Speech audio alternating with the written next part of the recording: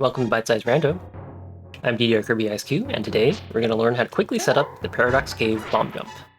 And it's going to look something like that. So I have some information on the left side of the screen about the different coordinates that will work for this bomb jump, if you're looking at the practice hack, as well as some images of the closest and furthest you can be away from the corner, and still have the bomb jump work, and also not fall in. Now, the important thing about this bomb jump is that your horizontal position needs to be pretty precise. There's only 2 different horizontal pixels that work. Your vertical coordinate, however, has much more leeway. There's 5 different pixels that will work. Technically 6, but one of them is pixel dependent. So because of that, a lot of people will use a spin slash setup. And if you don't know what that is, I'll have a link in the description to a tutorial where Koi explains that. So by using a spin slash setup, you can line up your X coordinate, and then you can hold your sword out and kind of nudge your way downwards until your Y coordinate looks okay, and then lay the bomb. And this will work just fine. But it's a little bit slow because you have to wait for your spin to charge. You have to do the spin, slash your sword again, and then walk your way down. And it turns out we can do a little bit better by abusing the pit physics in this game. Normally when you hold your sword out and you kind of edge closer and closer to the edge of a pit, at some point you'll just fall immediately. But it turns out that if you're at the bottom left corner of this pit, and you edge your way to left, the game will actually not make you fall, it'll push you downwards and to the right. So you see how I'm tapping left, but the game is sending me down to the right. And it turns out that anytime after this nudge happens, it'll be good to lay a bomb and have this bomb jump work. As long as you get this nudge, it doesn't matter if you get a little nudge, or if you get a larger nudge, you just lay the bomb after the nudge, and then it'll be good. Now, in order to get this nudge safely, you have to make sure that your Y coordinate is in a good place, because if you're too high, you'll just fall into the left edge of the pit, and if you're too low, what'll happen is the nudge will send you off the bottom edge of the pit. So what I like to do is I like to look at the shadow of my sprite, and this should be consistent no matter what sprite you're using. And you want to make sure that your shadow is at least partially or fully covering all of the bright pixels on the bottom edge of this pit. So you see, if I'm not covering any of the bright pixels and I go left, I'll just fall in. But if I make sure that my shadow is partially covering these bright pixels, then I'll get the nudge and I'll be good to lay my bomb. So with that in mind, the full strategy for this room can be walk out this doorway, walk downwards, slash your sword to the right, and at this point you can evaluate your Y coordinate and adjust if needed. And then walk to the ledge, get the nudge, and then lay the bomb. So at full speed, that looks something like this. Slash your sword out, get the nudge, lay the bomb, and then you're done.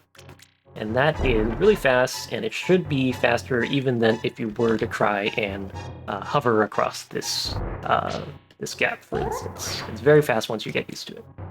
Okay. Now, there is another technique that you can use, an alternate setup, and that involves holding your sword out before exiting this room.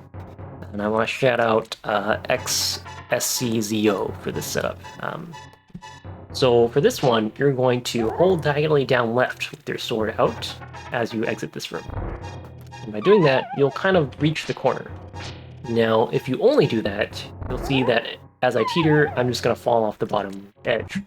So to prevent that, we're going to actually tap up once we start to teeter. So it's going to be down left and then tap up. Down left and then tap up for a split second once we start teetering.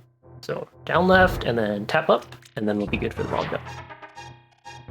And that tapping up kind of gets us into the correct nudging position and will stabilize us so that we don't fall off the bottom. And because we're at the corner, we'll still have our good X coordinate, and we'll be good for the bomb jump. Okay, so whichever one of these 2 methods is most consistent and comfortable for you, use whichever one.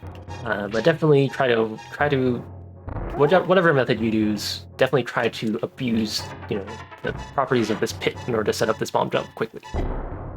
Now, there's one more thing I have to mention about this bomb jump, which is the dreaded slot 0 item issue. And that has to do with this mini mold arm in the center of this room here. If this mini mold arm in the center of this room drops an item, such as a rupee or something, and you collect it in the middle of the air, it can mess up your bomb jump. Let's see. I'm not sure if it'll actually drop something. Come on. Where's the drop one I need? Okay. So, since I've collected that blue rupee in the middle of the air, there's a very good chance that my bomb jump will be messed up. And you'll see that even if I have a good position, the bomb will send me at a weird angle. See how it kind of sent me a little bit further downwards? And that's what can happen. And this can happen with rupees, hearts, magic, especially with fairies, since fairies are always in the air. Now, if this happens to you, falling and doing this screen transition does actually reset it. So you can safely walk back up the stairs, try again, and this time your bomb jump should succeed.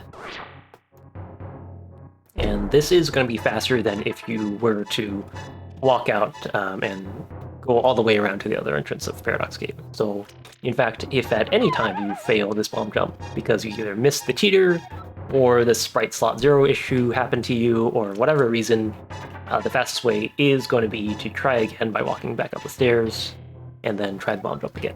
So as long as you have another bomb in stock and you still have enough life, just go ahead and try the bomb jump again, get it the second time, and then you'll be good to go.